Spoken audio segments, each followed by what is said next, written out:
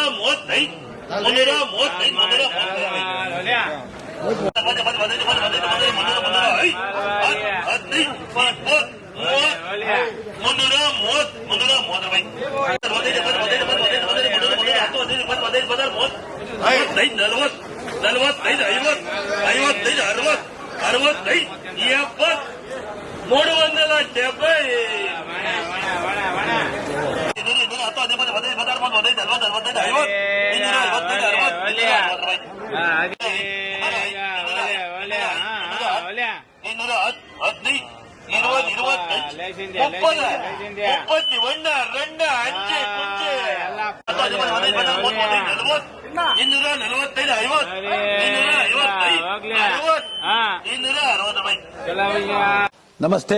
ಎಲ್ಲ ನನ್ನ ಪ್ರೀತಿಯ ಕನ್ನಡಾಭಿಮಾನಿಗಳಿಗೆ, ಕಲಾಭಿಮಾನಿಗಳಿಗೆ ನಿಮ್ಮ ಪ್ರೀತಿಯ ಶಿವಾರ ಉಮೇಶ್ ಮಾಡೋ ನಮಸ್ಕಾರಗಳು. ಕೋಲಾರದ ಸಮಸ್ತ ಬಂಧುಗಳು, ಕರ್ನಾಟಕದ ಎಲ್ಲ ಕಲಾಭಿಮಾನಿಗಳು, ಕನ್ನಡಾಭಿಮಾನಿಗಳು ಈ ಐಡಿಯಾ ನ್ಯೂಸ್ ಚಾನೆಲ್ನ ಸಬ್ಸ್ಕ್ರೈಬ್ ಮಾಡಿಕೊಳ್ಳಿ, ಬೆಂಬಲಿಸಿ, ಆಶೀರ್ವದಿಸಿ, ಆನಂದಿಸಿ, ವಿವೇಚಿಸಿ, ವಿಚಾರಿಸಿ. ಐಡಿಯಾ ನ್ಯೂಸ್ ಚಾನೆಲ್ಗೆ ತಾವೆಲ್ಲರೂ ಕೂಡ ಚಂದರ್ರಾಜ್. ಧನ್ಯವಾದ.